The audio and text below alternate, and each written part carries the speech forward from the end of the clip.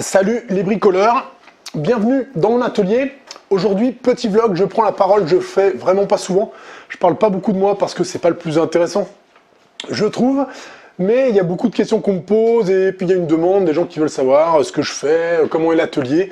Donc on va refaire une petite visite de l'atelier, parce qu'il y en a déjà une sur ma chaîne, hein, c'est quasiment la toute première vidéo, qui est vraiment pas terrible, mais bon, je la laisse, ça reste dans son jus. Je trouve assez drôle de voir comment c'était avant. Donc aujourd'hui, je suis un poil plus à l'aise avec la caméra. Puis l'atelier, il évolue et il change régulièrement, donc là, ça fait 2 ans que la chaîne existe. On va faire un petit tour de l'atelier, visiter un petit peu l'installation, et puis vous parler de quelques machines et répondre aux questions récurrentes qu'on me pose très souvent dans les commentaires. Donc là, aujourd'hui, c'est dimanche, je reviens de vacances, tranquille, au calme, jogging, tongs, pas trop de stress. L'atelier est un petit peu rangé, pas plus que ça, comme à mon habitude, entre 2 projets, bien souvent. Je nettoie bien l'atelier, je passe un petit coup de soufflette partout. J'ouvre grand les 2 portes, je fais un grand courant d'air, soufflette, pour que ça soit propre. C'est quand même important d'avoir un atelier qui soit à peu près rangé et balayé, parce que toutes les machines qu'il y a ici dans l'atelier, surtout pour les boiseux, comme dirait un pote que j'aime bien, ce sont des machines qui aiment la viande. Toutes ces machines sont très dangereuses, et donc on ne veut pas non plus trébucher, marcher sur des fils, sur des cales, etc. Donc je suis pas maniaque, mais un minimum de rigueur quand même pour l'atelier. Donc moi, c'est Yann, pour ceux qui me connaissent, voilà, j'ai 38 ans. Ici, vous êtes dans mon atelier, c'est une MOB, maison ossature bois, donc que j'ai construit moi-même en 2010, parce que à la base, j'aime énormément le bâtiment, c'est mon dada, c'est ce que je préfère. Les copeaux, c'est juste un jeu pour moi, une animation, un loisir, un passe-temps. Ici, c'est très clairement ma salle de jeu, là où je viens bricoler. Évidemment, avec la chaîne YouTube Petit Copeau, ça a pris un petit peu d'ampleur et j'essaie de vous proposer les meilleures réalisations possibles avec le temps. Mon vrai métier, sinon, disons mon salaire le plus régulier, c'est l'hôpital. Je travaille à l'hôpital depuis plus de 15 ans. Voilà, mais je commence à en avoir un peu marre, donc je diversifie mes activités pour essayer de passer à quelque chose bientôt. D'ailleurs, au mois de décembre, je crée une micro-entreprise pour pouvoir officiellement vendre certaines de mes créations, meubles ou lampes ou je sais pas. Il y a de la demande, on me demande, donc je vais clairement pas me transformer en usine de menuiserie ici, mais si je fabriquais 5, 6, une dizaine de créations par an, je vais pouvoir le faire. Je vous en reparlerai un petit peu plus tard, c'est pas l'objet de la vidéo. On fait tout de suite une petite visite de l'atelier, donc je vous emmène, je chope la petite GoPro et on fait un petit tour. Alors, on commence par ce petit coin, donc ici c'est la défonceuse sous table, une des vidéos qui marche le mieux sur la chaîne d'ailleurs, avec le petit cri pour la montrer et la descendre. Souvent on me demande, cette vidéo elle existe, elle est sur la chaîne, voilà, faut chercher un petit peu. Ici du rangement, ici le petit coin sono pour animer l'atelier quand je bricole, parce que j'aime bien le son. Il n'y a pas de vidéo là-dessus, c'était bien antérieur à la chaîne YouTube. Ici c'est le petit coin tour à bois, le petit coin relaxation, paix spirituelle. Vraiment le tour à bois c'est quelque chose de fascinant, passionnant. C'est pas ce qui fonctionne le plus sur la chaîne, mais moi j'adore ça. Donc voilà, là c'est le petit coin. Ici, la servante. Ici, c'est un petit caisson roulant dans lequel je mets toutes mes chutes. Alors là, on voit que toutes les chutes de l'été, il y en a vraiment beaucoup, beaucoup. Là, c'est la scie à onglet. C'est le petit coin un petit peu bordel quand même, on peut l'avouer. Là, je range pas mal de bricoles. Alors ici, cette machine. Alors, cette machine DeWalt, on me demande souvent quelles sont mes machines préférées, les plus utiles, lesquelles on doit acheter en premier et tout. C'est pas évident de répondre à ces questions, parce qu'il faut plein de trucs pour bricoler, effectivement. Mais je pense que si tu as un petit peu d'électro portatif, par exemple, cette machine-là, la DeWalt, je ne suis pas partenaire avec DeWalt, je tiens à le dire. Une scie sous table ou sur table, il y a plusieurs façons de l'appeler. C'est pour moi l'une des meilleures machines de l'atelier, la plus polyvalente, plus que la scie à onglet qui est ici, parce qu'on peut faire plus de trucs avec un chariot de coupe, avec des gabarits. Voilà, pour moi, ça, c'est une de mes machines préférées. Ensuite, ici, on arrive vers un petit établi dont il y a une vidéo avec la ponceuse stationnaire, cette superbe mortaisose avec un routeur très efficace, il y a une vidéo là-dessus aussi.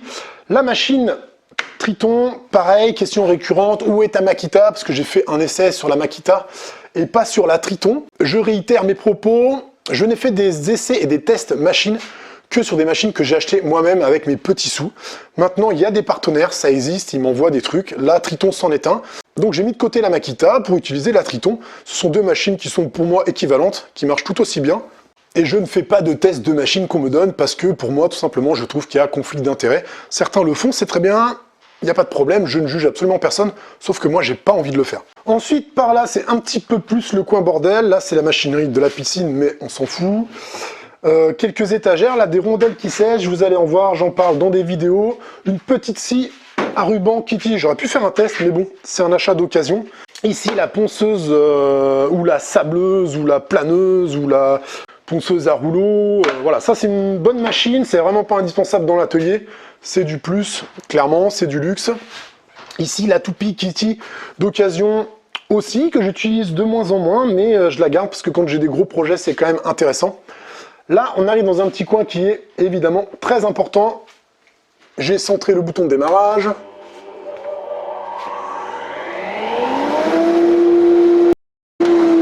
Voilà, c'est l'aspirateur de tout l'atelier quasiment, donc c'est un 2 chevaux, ça fait 1500 watts.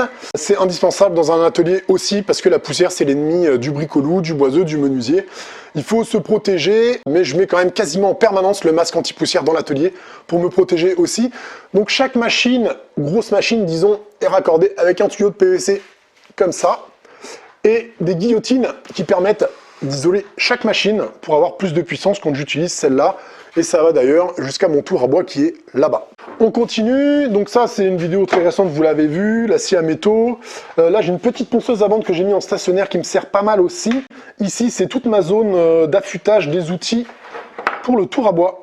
Parce que l'affûtage c'est primordial, c'est très important dans le tournage. Il y a la technique, mais aussi surtout la technique d'affûtage parce que les outils doivent être très tranchants pour pouvoir prendre du plaisir à tourner et puis que ça soit efficace et moins dangereux bien sûr. Là, je range pas mal de mes papiers abrasifs. Ici, c'est un petit peu la zone établie, qui est assez ancienne, hein, qui date voilà, de 2010. Quelques machines en électro là-haut, un petit peu de vis ici. Hop, on arrive dans le petit coin là où je range pas mal de matos aussi, du sergent à foison, le petit poêle à bois. Ça, c'est la servante à roulette, assez pratique, mais quand même fragile. J'ai fait vite fait un soir. Là, vous voyez, il y a des petits colis d'ailleurs que j'ai reçus de Worldcraft. Le colis est un peu défoncé parce que, comme je vous dis, je reviens de vacances et il a pris la flotte dehors. Là, ce sont des pieds en acier que la fabrique des pieds m'a envoyé. Donc, c'est pour plus tard.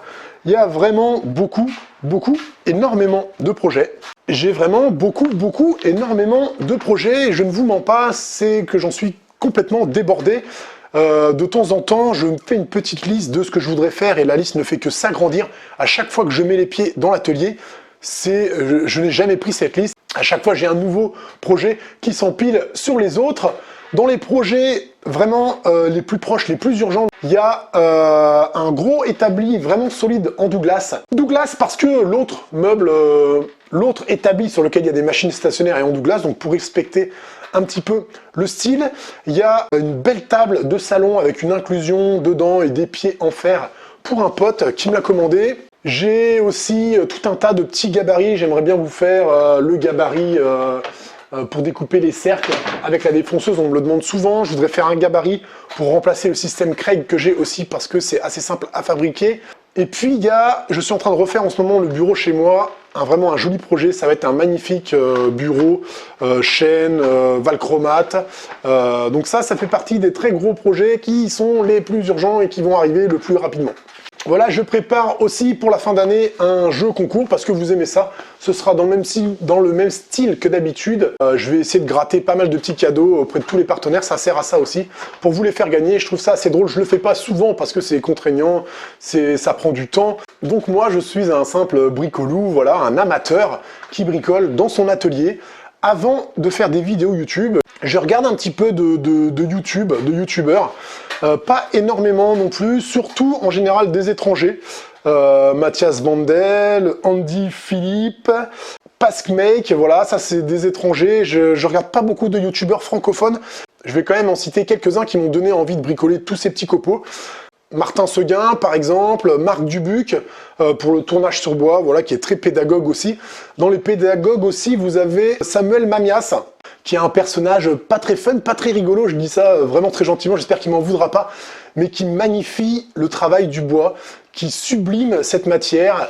ce qu'il fait, c'est simplement fascinant. Voilà, c'est quelqu'un que je regarde depuis toujours. Moi, voilà, j'ai vraiment pas la prétention d'apprendre le travail du bois parce que justement, je suis amateur. Lui, Samuel, c'est quelqu'un de très précis, de très pédagogue. C'est un ancien prof de maths, donc ça se ressent qu'il a ça dans les mains. Je communique donc avec plaisir sur sa formation, une vraie formation en ligne avec de la méthode. Si vous voulez apprendre le travail du bois, eh bien, c'est fait pour ça.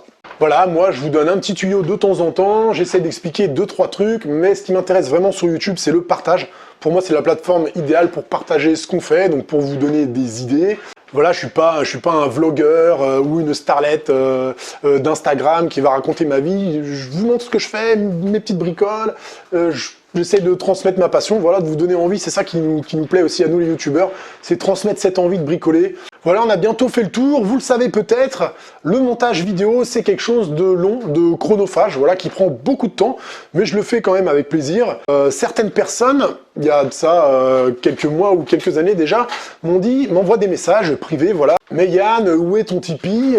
Moi je réponds, bah non, j'ai pas de Tipeee quoi. Oui, mais moi, où est-ce que je vais si je veux soutenir ta chaîne, participer? Alors au début, je ne voulais pas de Tipeee, mais semble-t-il qu'il y a des gens qui sont là, qui sont adorables, qui sont généreux, qui ont envie de donner, que ça soit des messages sympathiques, ou soutenir la chaîne très clairement, directement. Donc j'ai quand même créé un compte sur une plateforme qui n'est pas Tipeee, mais Utip, voilà, que vous voyez ici. C'est un petit peu plus sympa que Tipeee parce qu'on peut aller sur la chaîne, même si on n'a pas de monnaie, mater une pub et ou participer. Et c'est aussi sur cette plateforme que je mets les maillets que je fabrique.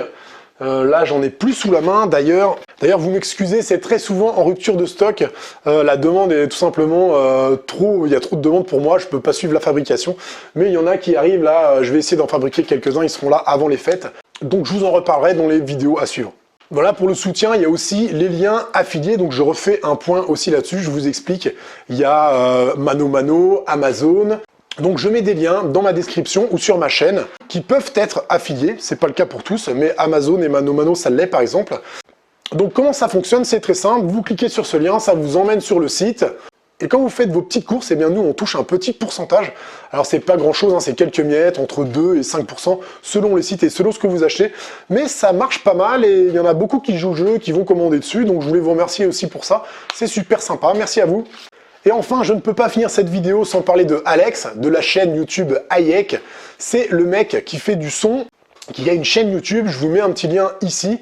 Voilà, c'est un mec super sympa qui m'a contacté, on s'est encore pas vu en vrai, parce qu'il habite à l'autre bout de la France, voilà. J'aime beaucoup ce qu'il fait, j'aime son travail, j'aime la qualité de son travail, c'est un artiste. Il a besoin de soutien aussi, c'est pour ça que j'en parle régulièrement, et ça me ressemble, donc vous pouvez aller faire un petit tour sur sa chaîne, mettre un petit like, vous abonner, c'est toujours cool pour lui, ça vous coûte 0. Voilà, j'espère que c'était pas trop long, j'ai répondu à vraiment pas mal de questions qu'on me pose souvent sur moi, sur ce que je fais, sur l'atelier, sur les machines. Je vous remercie vraiment beaucoup, vous, d'être aussi nombreux. Voilà, les gens qui me suivent, vraiment, la souche, la famille, c'est vous, c'est quoi? C'est 2-3 000 personnes.